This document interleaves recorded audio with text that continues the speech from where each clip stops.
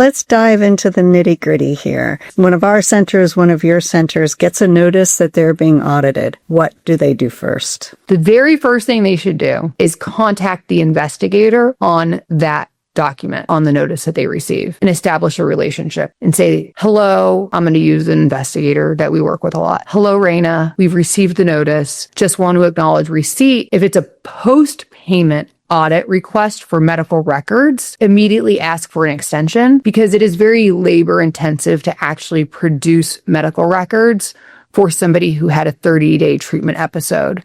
It could be hundreds of pages of documentation per patient, and it's a burden. I have never seen an extension not granted. If it's a prepayment audit, same thing. I would reach out to the investigator, email them, let them know that you're in receipt, acknowledge the receipt of the prepayment review notice, and then ask for the reasons that you were placed in that prepayment review. So keep it exploratory and kind. The second thing I would do is I'd hang up the phone and I would call somebody who knows regulatory matters for insurance in your state very well. Because what we found to be the most effective way to get out of audit is not through sending in months and months and months of good documentation, but has been actually leaning on the regulators in that state.